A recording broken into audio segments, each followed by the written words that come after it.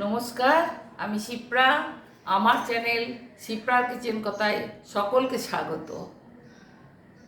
আজ আমি রান্না করতে চলেছি আলু পটল দিয়ে চিংড়ি মাছের দম।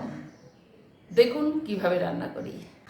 আমি একটু চিংড়ি মাছ নুন হলুদ আর পাতিলেবু দিয়ে মাখিয়ে রেখেছি, ভালো করে বেছে পেছনের শিরটা একদম কেটে ময়লা বার করে রেখেছি। রেখে দেখুন প্রত্যেক কটা শির কেটে ময়লা বার করে রেখেছি। আর এই পটল আলু এই দিয়ে দমটা হবে। আর যেটা লাগবে টমেটো বাটা, রসুন বাটা, পেঁয়াজ কুচি, কাঁচা লঙ্কা বাটা, আদা বাটা আর নুন হলুদ এগুলো তো লাগবে, একটু ঘি লাগবে। আর যেটা লাগবে এই যে নারকেল কুড়ে রেখেছি, এটা গরম জলে ভিজিয়ে দেবো, দিয়ে ওই দুধটা একটু আমি এই দমের মধ্যে দেবো, তাহলে টেস্টটা অনেক ভালো হবে।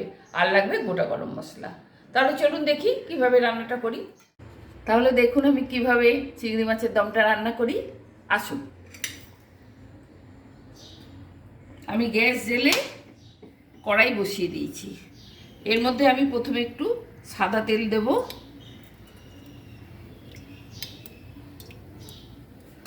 একটু সর্ষের তেল দেব, আর অল্প একটু ঘি দেব, কারণ নামাবার সময় আমাকে একটু ঘি দিতেই হবে। সেই জন্য অল্প একটু ঘি, ছোট চামচের 1 চামচ ঘি এখন দিলাম। এবার আমি এর মধ্যে আলু পটলটা ভেজে নেব। আলু পটলটা আমি ছেড়ে দিচ্ছি, অল্প আঁচেই ছাড়ছি, তা নাহলে ফাটা শুরু হবে। তেলটা হয়ে গেছে, আঁচটা কমিয়ে আমি এর মধ্যে দিয়ে দিচ্ছি একটু নুন,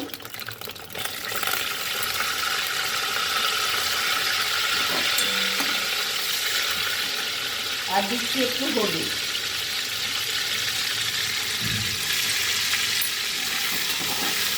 দিয়ে এটা একটু আমি চাপা দিয়ে ভেজে নেব। আমি চাপা দিয়ে দিলাম।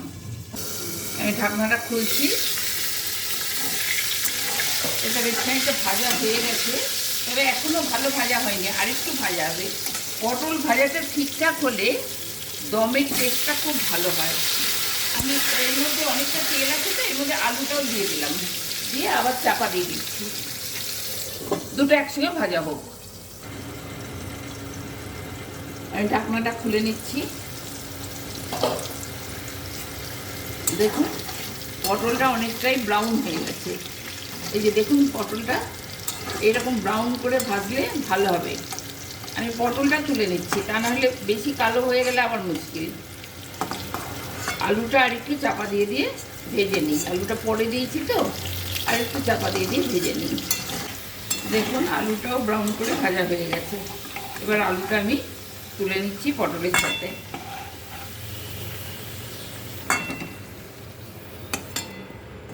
এবার এই তেলটাতে আমি চিংড়ি মাছ দেব।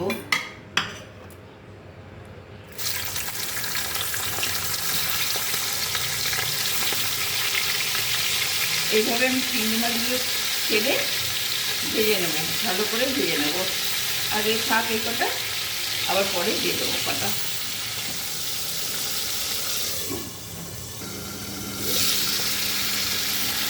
দেখুন মাছটা মোটামুটি ভাজা হয়ে গেছে।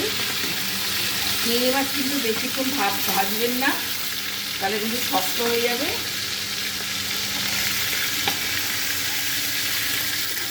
হালকা ভেজে তুলে নেবেন। এইভাবে আমি বাকি মাছগুলো ভেজে নিচ্ছি। এই তেলের মধ্যেই আমি একটু এলাচ, লবঙ্গ, দারচিনি, তেজপাতা আর একটু গোটা সাদা জিরে ফোড়ন দিয়ে দিচ্ছি।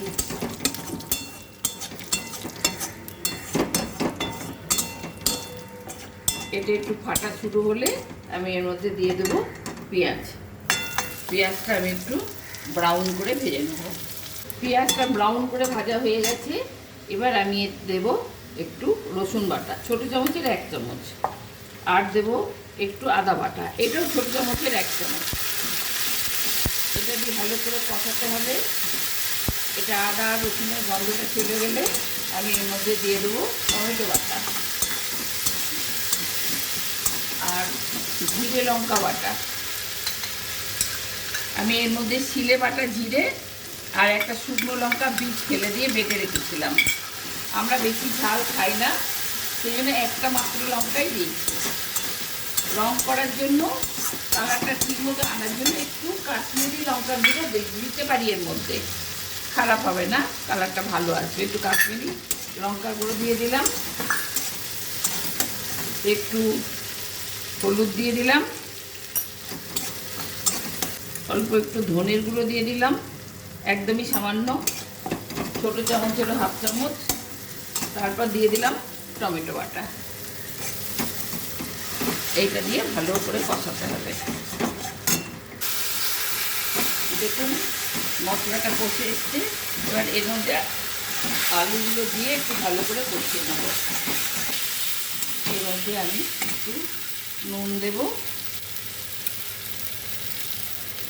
একটু চিনি দেব, ছোটো চামচে 1 চামচ চিনি দিলাম আর 2 চামচ নুন দিলাম। এবার এই নারকেলের দুধটা এর মধ্যে দিয়ে দেবো। নারকেলের দুধটা দিয়ে টেস্টটা খুব ভালো হয়। আর একটু আমি নেড়ে চেড়ে নেব, নিয়ে গরম জল দেবো এর মধ্যে। টক করে ফুটছে, আলু একদম বয়েল হয়ে গেছে। এবার আমি পটলটা, চিংড়ি মাছটা এর মধ্যে দিয়ে দিলাম। এই চিংড়ি মাছের জুসটাও এর মধ্যে দিয়ে দিলে ভালো হবে। এটা 1-2 মিনিট আমি একটুখানি বয়েল করতে দেবো। চিংড়ি মাছটার পটলটার ভেতরে এই চিংড়ি মাছটার পটলটার ভেতরে এই মশলাটা ভালো করে একটু ঢুকে যাওয়া পর্যন্ত আমি আর একটু আঁচ কমিয়ে আর একটুখানি বয়েল হতে দেবো। এবার আমি ঢাকনাটা খুলে নিচ্ছি। দেখুন একদম হয়ে গেছে চিংড়ি মাছের দম। এবার আমি অল্প একটু ঘি এর মধ্যে দিয়ে দেবো। ছোটো চামচের 1 চামচ মতন ঘি এর মধ্যে আমি দিয়ে দিলাম।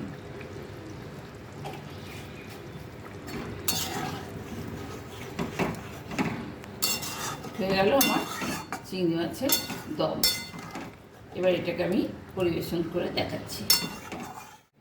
হয়ে গেল আলু পটল দিয়ে চিংড়ি মাছের দম।